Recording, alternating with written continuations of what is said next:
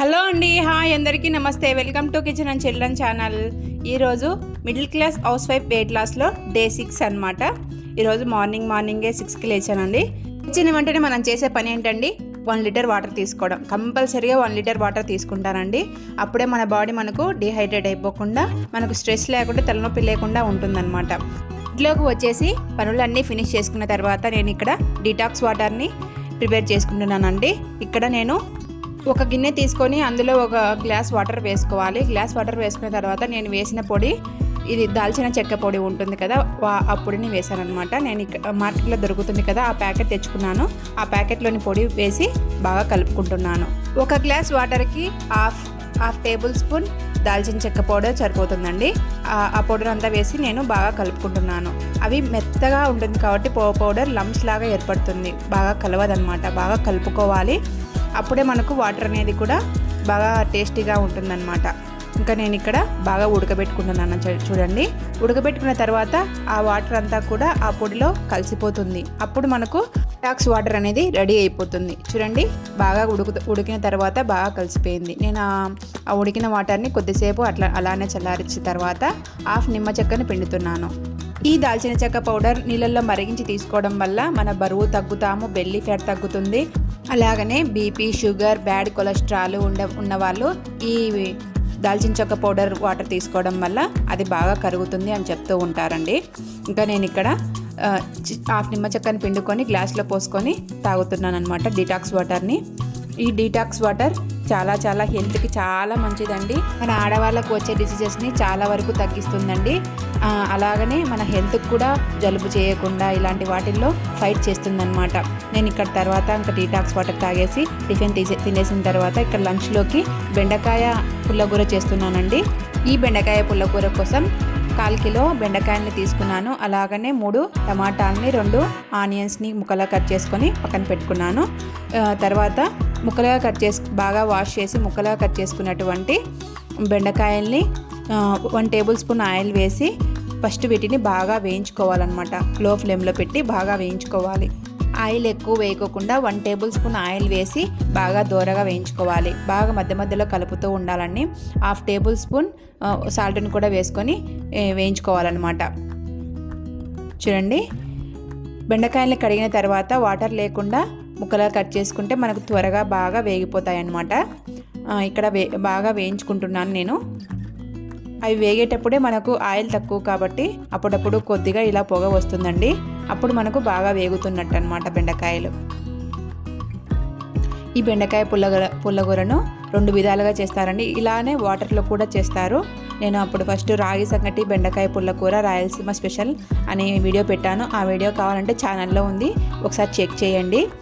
తర్వాత half table spoon పసుపును కూడా వేసుకొని బాగా కలుపుకొని వేయించుకుంటున్నాను.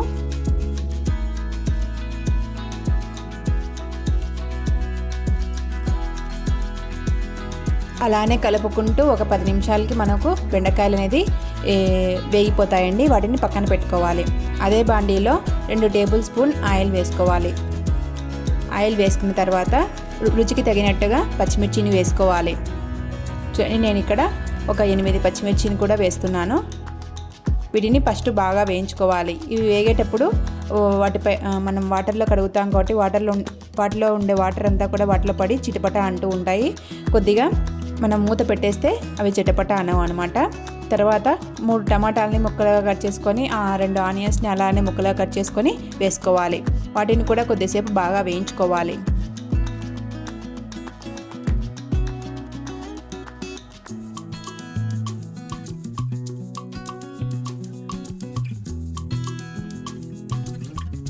ఇప్పుడు 1 టేబుల్ స్పూన్ జీలకర్రను కూడా వేసుకొని బాగా కలుపుకోవాలి.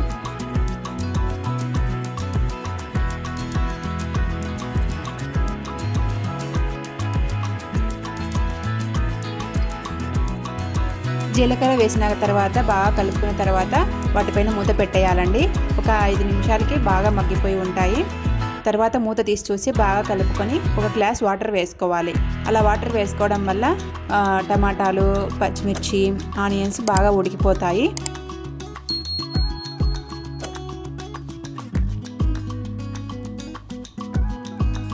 చూడండి అందులో 1/2 టేబుల్ స్పూన్ పసుపుని వేసుకుంటున్నాం. మనము ముందుగానే బెండకాయల్లో పసుపు వేసాం కాబట్టి కొద్దిగా వేసాను అనమాట.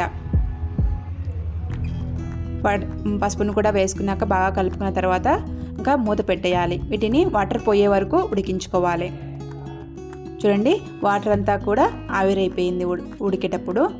చూడండి వాటర్ అనేది లేవు, మనం వేసిన గ్లాస్ వాటర్ అంతా కూడా అవి ఉడకడానికి బాగా ఆవిరైపోయాయి అన్నమాట. ఇలా స్టవ్ ఆఫ్ చేసుకున్న తర్వాత మనం ఒక 5-6 వెల్లుల్లిని ఇలా వేసుకొని ఒకసారి కలుపుకోవాలి. వాటిలో ఆ వేడికి ఆ వెల్లుల్లి అనేవి బాగా మగ్గిపోతాయి అన్నమాట. చూడండి ఇవన్నీ కూడా బాగా చల్లారిపోయాయి. చల్లారిన తర్వాత మిక్సీ జార్లోకి తీసుకోవాలి. ఫస్ట్ వీటిని మిక్సీ పట్టుకోవాలి. కొంచెం కచ్చాపచ్చాగా మిక్సీ పట్టుకున్న తర్వాత మళ్ళీ బెండకాయలు వేసి మళ్ళీ మిక్సీ పట్టుకోవాలి.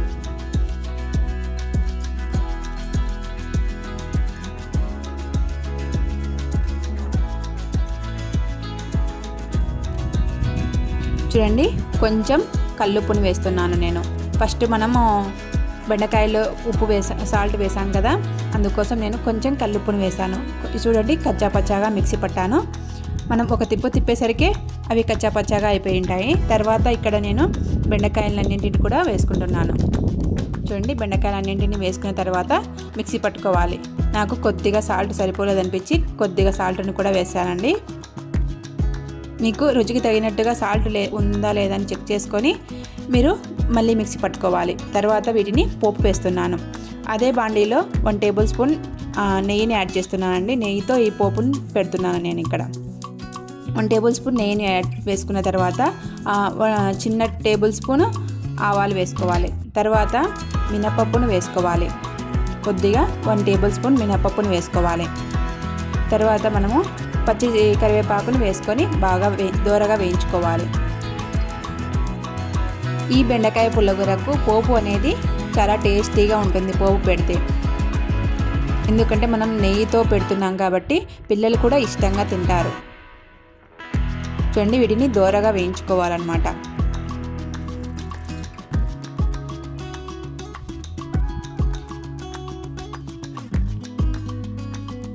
ఇంకా మీరు ఇక్కడ ఇది పచ్చిశనగపప్పును కూడా వేసుకోవచ్చు. చూడండి దోరగా వేయించుకున్న తర్వాత నేను ముందుగా మిక్సీ పట్టుకున్నటువంటి బెండకాయ పుల్లగూరను వేసి బాగా కలుపుకుంటున్నాను. ఈ బెండకాయ పుల్లగూర పప్పులోకి మంచి కాంబినేషన్ చెప్పచ్చండి. చాలా టేస్టీగా ఉంటుంది. చూడండి బెండకాయ పుల్లగూర బాగా కలుపుకుంటున్నాను. బెండకాయ పుల్లగూర అనేది రెడీ అయిపోయిందనమాట. బెండకాయ పుల్లగూర పప్పులోకి అనే కదండి, వేడివేడి అన్నంలో కొద్దిగా బెండకాయ పుల్లగూర నెయ్యి వేసుకొని తింటే ఇంకా ఏం కావాలనిపించదండి. నేను చూడండి పప్పులోకి కాంబినేషన్గా ఈ బెండకాయ పుల్లగూరను చేశాను. తర్వాత అన్నం పెట్టుకున్నాను.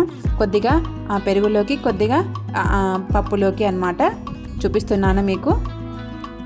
చూడండి నేను వెయిట్ లాస్లో ఉన్నాను కాబట్టి 12కి తినేయాలి కాబట్టి ముందుగానే పెట్టేసుకొని తింటున్నాను. వీడియో నచ్చితే ప్లీజ్ లైక్, షేర్, సబ్స్క్రైబ్ చేసుకోండి. మా ఛానల్ని ఆదరించండి. ఈ వెయిట్ లాస్ జర్నీ అనేది మీకు ఎలా అనిపిస్తుందో కింద కామెంట్లో చెప్పండి. ఫస్ట్ వీకే మనం ఎక్కువ అన్నాన్ని మానేస్తే మనం ఉండలేమండి. అందుకని ఫస్ట్ వీకే కొద్దిగా తగ్గించుకుంటూ రావాలన్నమాట అన్నం అనేది. అప్పుడే మనము వెయిట్ లాస్లో కొద్దిగా నిలబడగలం అనమాట. లేదంటే మనము ఫస్ట్లోనే మనము రైస్ని తగ్గిస్తే మనం వెయిట్ లాస్ అనేది అస్సలు చేయలేమండి. తర్వాత నేను ఇక్కడ స్నాక్స్కి ఒక అరటిపండు, ఆరెంజ్, ఒక యాపిల్ పండు తింటున్నాను. ఇంట్లో ఏ పండ్లు ఉన్నాయో ఆ పండ్లను తింటూ ఉంటానండి. సపరేట్గా ఏం పండ్లన్నీ తెచ్చుకోను అనమాట. ఇంకా తర్వాత డిన్నర్కి ఆ రోజు మా ఇంట్లో మా బాబు గోబీ కావాలని ఏడుస్తుంటే గోబీ తెచ్చుకున్నారు. ఆ గోబీని కొద్దిగా నేను కూడా వేసుకున్నాను. ఒక ఆయిల్ లేకుండా ఒక చపాతీ, కొద్దిగా గోబీ, మార్నింగ్ చేసిన బెండకాయ పుల్లగూర అనమాట డిన్నర్లోకి. ఇంకా ఒక గ్లాస్ మజ్జిగ తాగుతాను. అన్నం ఏమేమి తిననండి. ఇంకా వీడియో నచ్చితే ప్లీజ్ లైక్, షేర్, సబ్స్క్రైబ్ చేసుకోండి. మా ఛానల్ని ఆదరించండి. ఇలా మంచి వీడియోస్ మీకు అందిస్తాను. Thank you for watching.